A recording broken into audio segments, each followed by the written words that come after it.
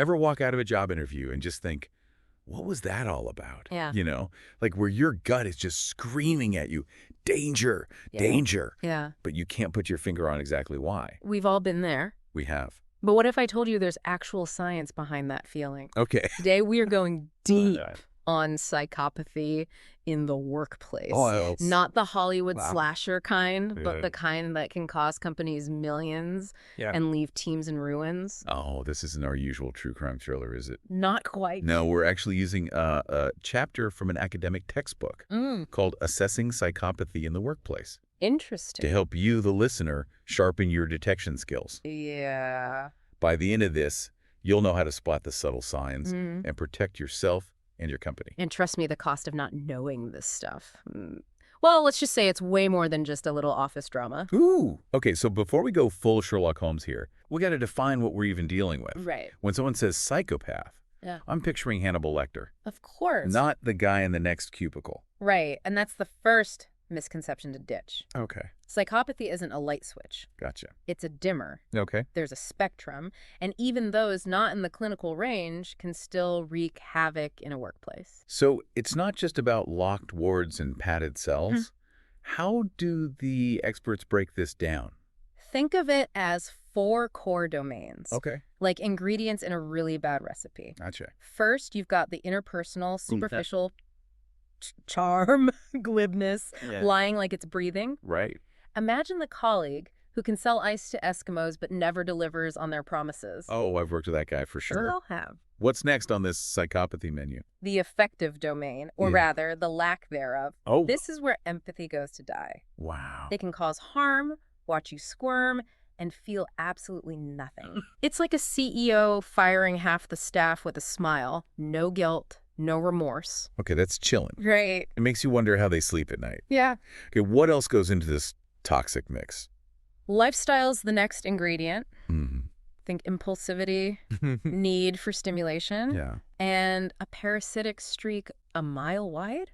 Oh, wow. It's the coworker who's always chasing the next thrill. Right. Constantly borrowing money. And somehow never pulling their own weight. Ugh, the freeloader deluxe. Exactly. I'm starting to see how this goes way beyond like a difficult personality. It's more insidious than that. What's the last piece of the puzzle? The antisocial domain. Okay. Which is where we get closest to those criminal stereotypes. Right.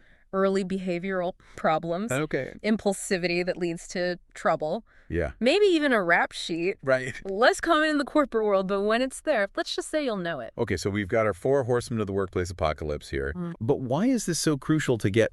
I mean, some jobs are cutthroat, right? It's a little ruthlessness just part of the game. See, that's where things get interesting. Okay. Because there's a difference between ambition and this.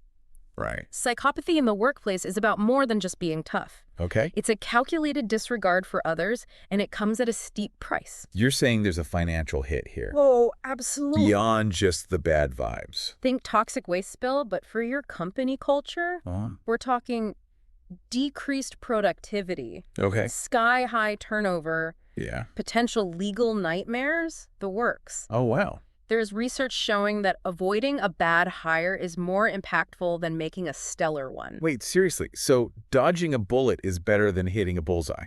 Essentially, yes. That's wild. And expensive. One study estimated that a single toxic employee can cost a company upwards of $12,000. Really? Now multiply that by a few bad apples, and you're looking at some serious damage. Okay, I'm starting to get the gravity of this. But if these folks are so good at blending in, how do we even stand a chance of spotting them? That's the million-dollar question. Right. Yep. And luckily, you've come to the right deep dive. Okay. We'll be back after a quick... Hold on. You can't leave our listener hanging like that. Oh. We've got to dive into how to actually spot these corporate chameleons, right? You're absolutely right. Okay, good. Let's get to it. Right. You might be surprised to learn that one of your most powerful tools is already built in. Ooh, you mean like some sort of spidey sense for psychopaths? It's more like your gut instinct. Okay. But yeah, there's science behind it. Right. Studies have shown that even experienced professionals, therapists, cops, folks who deal with this stuff all the time, have physical reactions when they're around someone with psychopathy. Wow. It's like your body's trying to tell you something's off. Okay, now that's fascinating. Are we talking like full-on goosebumps, hair standing on end? What kind of reactions are we talking about? Think skin crawling, sudden chills. Yeah. Even feeling like you've swallowed cement. Oh, wow. It's not always dramatic, but it's their sense of unease you just can't shake. So trust your gut. But I'm guessing relying on weird chills alone isn't going to cut it. Definitely not. No. Gut feelings are a great starting point. Yeah. But like any good detective, right. We need more than just a hunch. We need evidence, clues, data. I'm ready to put on my detective hat. Well, then get your magnifying glass ready, because we're about to dive into the art of data triangulation. Data triangulation. Sounds intense. It's about gathering information from multiple sources, not just taking things at face value. Right. Think thorough background checks, structured interviews, and reference calls that go beyond the usual suspects. Ooh, sneaky. So we're talking about digging deeper, looking for inconsistencies, getting the full picture. Precisely, because corporate psychopaths are masters of illusion. Right. They can craft a perfect facade, but the cracks always show eventually. Right. Our job is to find those cracks. Okay, I'm hooked. Good. This is way more exciting than I thought a deep dive into an academic textbook could be. Just wait. Okay. We're just getting started. Right. Next, we'll be talking about specific interview questions that can help expose those hidden red flags. Ooh, can't wait for that. But until then, listeners, start paying attention to those gut feelings. Yes. You never know what your body might be trying to tell you. Exactly. All right, we're back and ready to unpack this data triangulation toolkit. Yeah. I feel like we're about to learn some serious secret agent moves here. Think of it more like being a savvy investor.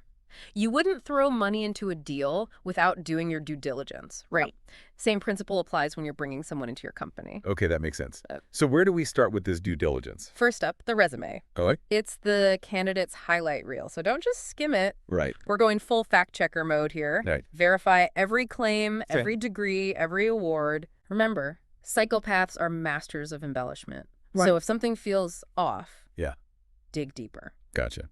So don't be afraid to pick up the phone and actually call those former employers. Right. And don't just stick to the references provided. Okay. Try reaching out to people the candidate didn't list. Ooh. It's called a backdoor reference check. Okay. And it can give you a much more well-rounded view. Sneaky.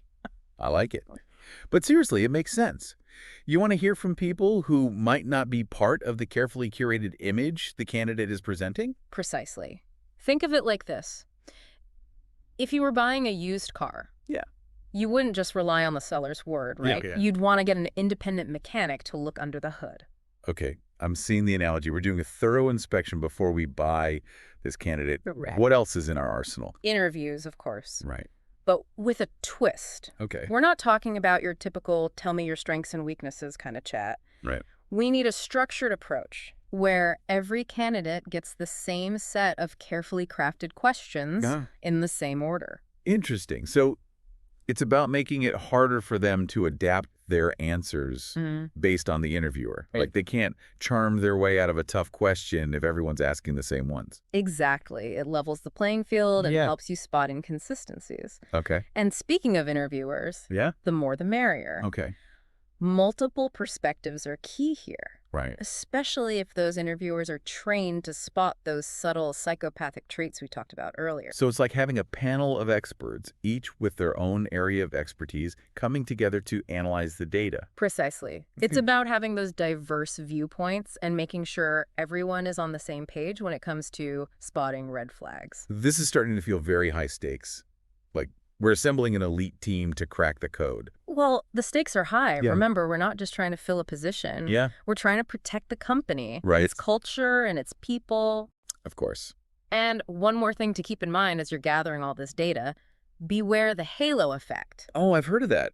Isn't that where one positive quality kind of overshadows everything else? Yeah. Like if someone's really attractive, we automatically assume they're also intelligent and trustworthy. Exactly. Yeah. And a skilled psychopath can weaponize that halo effect. Wow. They use their charm and confidence to create an illusion of competence and trustworthiness, blinding us to the red flags waving right in front of us. Wow. So we have to be extra vigilant, especially when we're dealing with someone who's really good at making a good first impression. So much for judging a book by its cover, right? Right.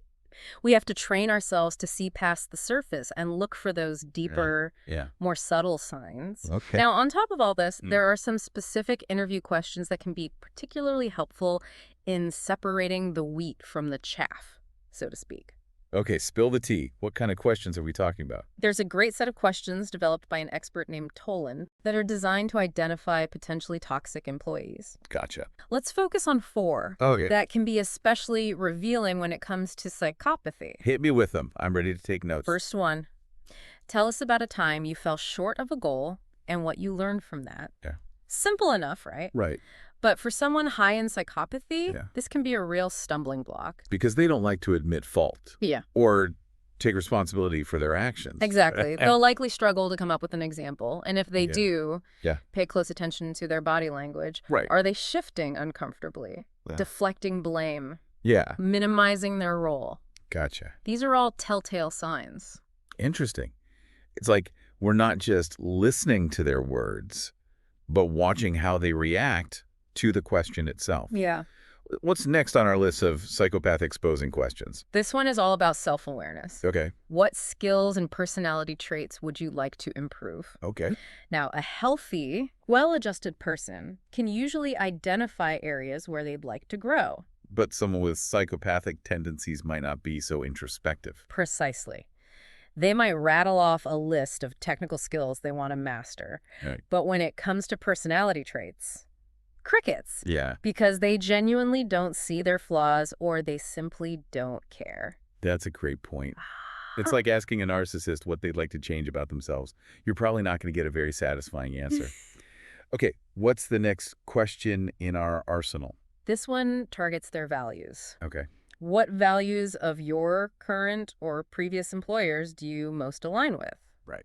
It's a seemingly harmless question, Right. but it can reveal a lot about their motivations and priorities. So we're not just looking for whether their values align with the company's, but how they answer the question. Exactly. A genuine person will be able to articulate their values and explain why they resonate with them. Okay. Someone with psychopathic traits might struggle to even identify their values. Or they'll focus on superficial aspects of the company culture, like perks or benefits. So it's like they're more interested in what the company can do for them rather than what they can contribute to the company. You got it. Okay. And finally, we've got a question that digs into their past experiences. What would you change about your current or previous employers?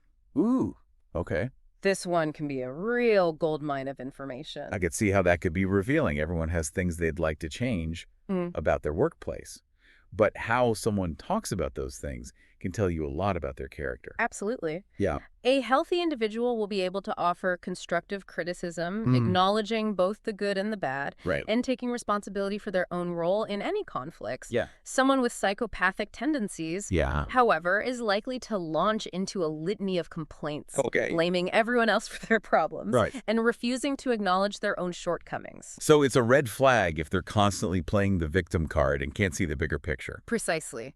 Now remember, these 4 questions aren't a magic bullet. Right. They're just tools to help you gather more information, to look for patterns and inconsistencies. Okay. No single answer will give you a definitive diagnosis. Yeah.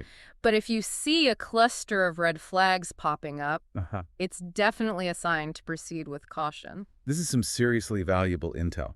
I feel like I'm learning how to read minds or something. But before we get too carried away with our newfound detective skills, let's take a step back and remember the big picture here. You're right.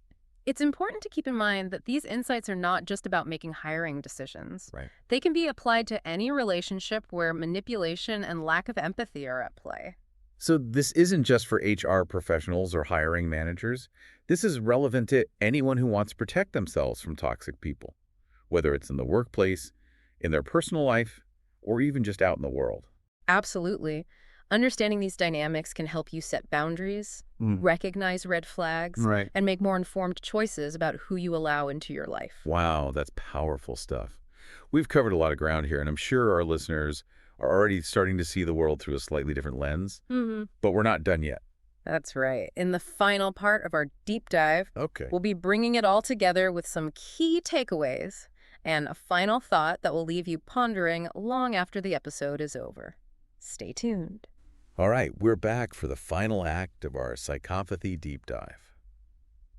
I feel like we've been through detective training and a masterclass in reading people all in one array. It's about connecting those dots, right? Yeah. Seeing the patterns that most people miss. Right. And once you start to understand these dynamics, it can really change how you view the world around you. Totally. So let's do a quick recap of our survival guide to the corporate jungle, shall we? We busted the myth that psychopaths are all axe-wielding maniacs. Right. Turns out they can be hiding in plain sight. Charming their way up the ladder while leaving a trail of chaos in their wake. And the cost of that chaos. Yeah. We're not just talking about hurt feelings here. Right. Companies can hemorrhage money from lost productivity, constant turnover, and even legal battles, all thanks to one toxic employee. Which is why this whole data triangulation thing is so crucial. Right. We can't just rely on gut feelings. Yeah. Although those are important too. Exactly. We need hard evidence. Yeah. Thorough checks, interviews that are more like strategic interrogations. Think of it as building a case. Right. You need multiple sources. Yeah. Corroborating evidence. A keen eye for inconsistencies. Right. And don't forget about that pesky halo effect. Right. Sometimes the most charming people are the ones we need to watch out for the most. Those interview questions were a game changer too. Asking about failures, values, what they'd change. It's like shining a spotlight on those hidden personality traits. I'm definitely adding those to my toolkit. And remember, these insights aren't just for the corporate world. They can be applied to any relationship where manipulation and lack of empathy are at play. So what's the big takeaway here? What do we want our listeners to walk away with? It's about empowerment, isn't it? Okay. Knowledge is power, and understanding the signs of psychopathy can help you protect yourself, your company, and your own well-being. And it's not about being paranoid or suspicious of everyone you meet. Right. It's about being informed, being observant, and trusting your instincts. Exactly. Sometimes that little voice in your head is trying to tell you something important. Don't ignore it. So the next time you're in a meeting, a job interview, even just a social gathering, really tune in. Pay attention to those subtle cues, those inconsistencies, those gut feelings that something's not quite right. And remember, you don't have to be a psychologist to spot these signs. Right. You just need to be aware, be curious, and be willing to look beyond the surface. Who knows? You might just save yourself a whole lot of trouble and maybe even help someone else along the way. Well said. And on that note, we'll leave you with one final thought to ponder. What if, instead of fearing these traits, we learn from them? Ooh. What if, by understanding the dark side of human nature, we could become better at recognizing and cultivating the light? That's a powerful idea. Something to think about as we navigate the complexities of human interaction. Thanks for joining us on this deep dive. Until next time, stay curious and stay informed.